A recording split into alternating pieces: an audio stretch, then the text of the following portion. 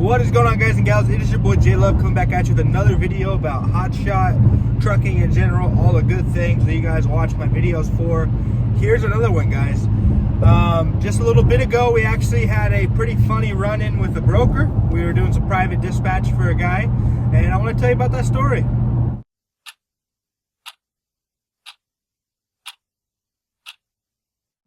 So, guys and gals, one question I've always had, and I mean, sometimes I've had brokers that are pretty open about it, pretty honest about it, but I always wondered what kind of cuts they were taking. You know, I know most brokers, you know, they're probably roughly about 10%. Some brokerages, you know, they're cut at about 10%, and so that's how much they take, right? 10% of the load. So, I mean, on bigger loads, obviously they're making pretty good money.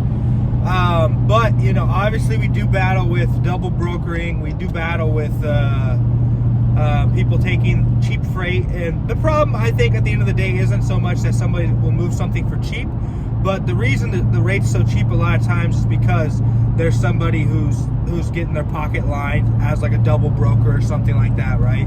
And so when we take those loads, that's what happens. You know, these people think they can just take advantage of situations and just make as much money as possible. I'm all for a broker making enough money to live and getting paid for the work they do, but when they're making better profit margins or just profits in general than the actual person hauling the load, I think there's a problem there, right? I think there's definitely a problem there. So what happened with us guys was Trent actually booked a load for Skylark Logistics. Really awesome dude. His name's Ryan. We, you know, he's been dispatched by us for I think about a month and a half now. He hit me up not too long ago. If you guys need a dispatcher, here's my email. Hit me up. But yeah, we're dispatching and getting some good freight. You know, and we book them a load. I think it's about $2,800 on 1,200 miles. You know, pretty basic Hotshot load that we book. You know, about 230, 240 per mile. You know, nothing crazy, but you know, a good solid load. And so he gets to the pickup area for this load, and he has the BOL obviously with him. And the guy who's loading him's like, well, this is weird because we only load like C.H. Robinson trucks, and the broker or the carrier on this is different, and the broker on this is different. So then Ryan was like, well, what the heck's going on? And so he calls Trent, and we kind of start realizing that, you know, maybe it was double brokered. You know, maybe somebody booked the load from C.H. Robinson and is trying to rebook it with us and trying to make money off the top. Because I think a lot of times, C.H. Robinson, for example, and we got to this point, was they don't allow double brokering. So I think a lot of times what happens is somebody will call on a load acting like they're the actual truck that's going to move it, and then they just throw it up on the load board after they get rate confirmation and everything. They throw it up on the load board to find somebody to take it cheaper, so they just make money off the top for not doing anything, right? I don't look at that as being a broker. I look at that as like scamming somebody, right? I mean, that's what double brokering is a lot of times. So, for example, what happened here anyways, so Ryan calls Trent. Trent's like, oh, this is weird. So he hits up the broker and he's like, hey man, you know, this is what happened, you know, what's going on, you know, we want to know. And then Ryan started doing looking up information on the broker that we booked the load through, and it looks like they were pretty much a brand new company. Factoring wouldn't use them. They already had like a bad review for not paying online, so we were like, oh crap, this could be something we're getting ourselves into, right? And so we're like, okay, no worries, we're just gonna force them to pay us before we drop the load off, right? So Trent's talking to that broker and he's like, hey, you know, you guys are gonna have to pay us, like our factory company won't use you, like we're kind of scared to move this load since you're a newer company and stuff. And then they're like, oh, no worries, you don't need to worry about us paying you on time. Like we have a sister corporation, which is, you know, the company that, you know, originally booked the load, like we're working with them, blah blah blah. Just a bunch of bullcrap, really what it was. So Trent's like, dude, either you guys pay us or we're not going to deliver the load. So then Trent gets like a pretty heated message from the broker that we booked it, from his manager, saying like, you guys either deliver the load or take the load off that trailer. I don't know why you're freaking out about us not paying you, or we're gonna like report you to the Greater Business Bureau and all that, like Freight Watch and all that crap, right? And so at this point we're like kind of like, well, what's going on? And we have a pretty good contact at C.H. Robinson, a guy we use a lot. So Trent calls him and talks to him about it. He's like, yeah man, we don't allow double brokerages, let me look into it. He came to find out that they were double brokering, and he put them on a no use list after that, right? And so at this point, like when all this stuff was happening, the broker like basically contacted Trent, and he was like, the manager of that brokerage was pretty like, he was pretty mad, and he's like, you take that load off your trailer right now, don't talk to anybody about it. Like, he really wanted us to stay quiet. He wanted us to just get the load off the trailer, like not deliver it, but take it back to where he picked it up at. And at this point, we weren't going to do that, right? And so C.H. Robinson finally hits us back, and they're like, hey, no worries, we canceled whatever bullcrap they had going on. We're going to book the load directly to you, right? And we're like, awesome, you know? So we wait about 10-15 minutes, get the Raycon, and then the Raycon was a lot more than $2,800. The Raycon actually turned out to be $4,000 on 1,200 miles, guys. That was what the rate was. So that broker was trying to make $1,200 off the top from us delivering that load for them. And it kind of made me wonder, like, how many brokers are doing this, or how many people deliver loads on the daily, and they're making a good rate. Like, I mean, for us, 230, 240, like, it wasn't our fault, because that's not a rate that we would question, you know? Like, yeah, we can make more money, but I mean, we move for that a lot, you know? We moved for less than that, you know? So we see that rate and we're like, that's a solid load, you know? That's not a problem for us. Like, we'll move it, you know? We don't really question the process. But then come to find out that there was $1,200 looming there that this double broker is trying to steal, right? So at the end of the day, Ryan got a pretty good payday off that load, and it kind of made us realize, you know, and you know, it made us kind of double down too, thinking, you know, we need to get as much money on a load as possible, because we don't know how much money is out there for these loads. And I don't think at the end of the day it's that big of a problem, because are we making the rates that we need to be making? Are we profiting? You know, we come up with what our bottom line is, right? And I want our trucks to be profiting, you know, and be at $2.40, $2.50 per mile consistently, right? And above that. And so when I get a load that's $2.40 and $2.50, that meets, you know, I would say my quota, that meets what we're looking for, you know? Now, there's a chance that load might be backed by a lot more money than what I think it is or what we're getting paid, you know? But is it our job to, like, figure that out?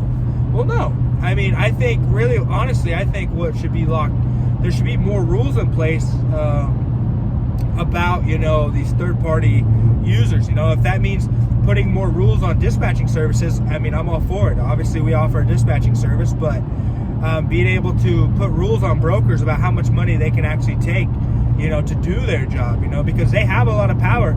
And the more power you give them on the phone, or just give them in general, the more power they're going to take usually. Now, there are some good people out there I've worked with that are very transparent with me, and I appreciate that, and I can tell that they're trying to do an honest job, and they're trying to make money as much as we are, and just want everyone to get their cut of the pie. But there are a lot of brokers and a lot of people that are just greedy scumbags and just want to make as much money as possible, no matter who it's hurting in the long run. And I'm not like that, and I don't like working with people that are like that. But at the end of the day, like I said, where is the line going to be drawn? Is it our due diligence that needs to fix the problem? But at the end of the day, how are we going to figure out? You know, a lot of these contracts you're signing with these brokerages, they say you can't talk about the rate to the shipper. You can't talk about the rate to the drop-off. You can't talk about the rate to anybody, you know, because they know. And I see that, and I'm just like, well, the only reason you want us to do that is because you don't want them to know how much we're getting paid when they know how much you're getting paid, right? And so, like, it's a rule, you know, it's a rule that we need to live by, or not, I mean, live by if you sign that contract, because if they figure out that you're doing something behind the scenes, they may not pay you at all. And because you have a contract signed, it's legally binding, you know, they don't have to pay you because that's what it says in the contract, right? So I honestly believe that there should be some more regulation coming out, limiting brokers and the powers they have, and limiting how much money they're allowed, or at least making it transparent how much they have on the load, to be more transparent about how much you're actually getting paid. I think that would really help the situation and help carriers in general, and I think it'll drive rates up a lot more. Now, that being said, if more regulation needs to be put on dispatching services, like I said, I'm all for it. You know, as a dispatching, there's been some controversy out there about, is it legal that dispatching services can book more than one truck? And really, the way I look at it is, I'm hired, our company's hired as a private contractor by other companies, so we work for them, they don't work for us. When you're a broker, you book a load, and then you give that load to a carrier, right? But for us, we work for that carrier, finding loads for them. So we don't have any loads. I don't have any shippers. I don't have any loads, and legally I'm not allowed to, or I'd be considered a broker. And what we do is we find loads after we're hired from that carrier, right? So if we were posting up loads trying to get it moved on like Facebook, right, we wouldn't be able to do that. And I get after dispatching services and dispatchers that post up on Facebook and are saying, oh, we got these loads, we have these lanes. It's like, you don't have anything, because legally you cannot have anything. You cannot, or you be a broker, right? You have to have broker authority, you have to have a bond, you have the whole nine. Like, we don't have any loads. All we do are we are a logistical service hired by logistical companies to handle their back office paperwork and to book loads for them. And that's what we do, right? And I'm all for more regulation with that as well, and I'm all for more regulation with the brokers. I think, especially in these times where we have very high fuel prices and our profit margins are very thin, I would like some more transparency when it comes with how much money are on these loads. And, you know, obviously there could be rules out right now that I'm not sure about. I don't really know a terrible amount about how brokers are being watched, or how who is the person that, you know, is making sure these brokers aren't basically being scams. And all I can tell you guys is to be careful. There's only ever been one load, guys. There's been one load in 18 months where we didn't get paid and we had to file on someone's bond. Too bad, it was for $5,000. We're still kind of working on that. But I've dealt with a lot of, I would say, sketchy brokers. I've dealt with a lot of foreign brokerages that have just opened up, you can say. And I've always been paid, guys. I think if you have any question, if you get on Truck Stop, one thing I like about Truck Stop is they give a credit rating to these brokers. You get on there and they either have a bad credit rating or they don't have a credit rating. You bring that up to them. That is more power for you, because they obviously are struggling with that, right? Which means that trucks are looking at that and not booking loads with them. So they need someone to move the load, right? Because if they can't find carriers, then the people that they do have freight with are going to stop using them because they can't find carriers, right? And so what I would do, guys, is I would check that first. If they have bad, I would bring that up to them and say, hey, how do you guys pay? How am I going to get paid for this load? And if they're like, oh, blah, blah, 30 days, whatever, but no, I'm not going to move the load for you unless I know for a fact I'm getting paid. Because you guys in the past, A, you haven't been in business that long, or B, you haven't paid on time. I need you either to sell me the money before I drop off, or right when I drop off, I'll leave half of the load on my trailer while they're unloading me. Or I need to put this in stone right now, or this load's not getting moved. At the end of the day, guys, I do give people the benefit of the doubt. I'm not going to just consider somebody a scammer just because they're a new company, or just because my factoring company won't use them because they are a new company. But I will give them opportunity. But it's, at the end of the day, it's about getting to the source of the problem, realizing, okay, this is what's going on. How are we going to fix this problem, right? Like, how am I going to get paid? But that's kind of my 2 cents about it, guys. Kind of a funny story we can get into. I think next step for me, guys, right, this is kind of a nugget of knowledge I'm going to give to you guys. Next step right now is what I'm doing is I actually hired a lady. Her job is to collect all the documents. We use Airtable. I want to go over that with you guys. Super awesome program we use. But we use Airtable, and then the documents are uploaded to Airtable. She's the one who makes the invoices and sends it to the factoring company for us to get paid next day. My next step right now is to have another tab that has like payment information for like the mega carriers that we haul for. So like mega brokerages, it's like Landstar, TQL, Ryan Transportation, Texas Steel Haulers, like all these ones that I know pay pretty quick. I know are good companies. I know they're going to pay us on time.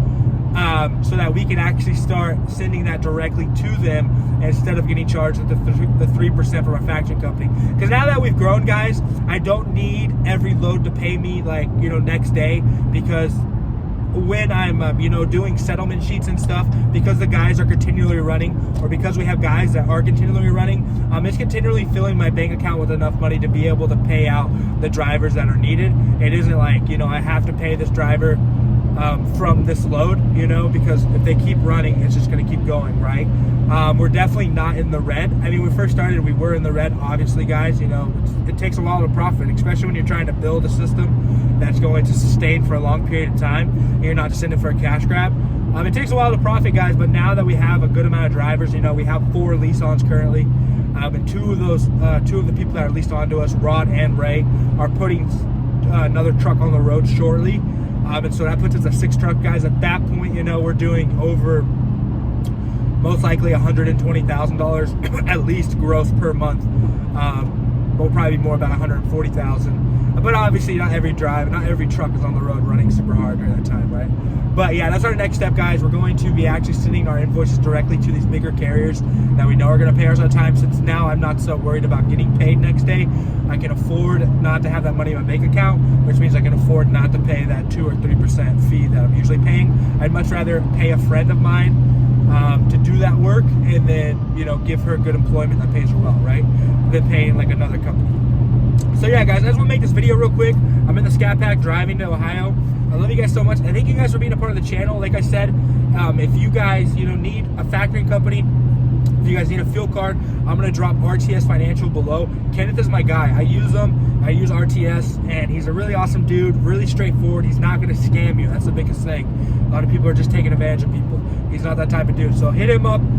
If you need a dispatcher, hit me up at my email, jason@flashdispatch.org.com was taken. Don't talk to me about it. But yeah, guys, I love you guys so much. I thank you guys for being here, and I hope you all have a great day.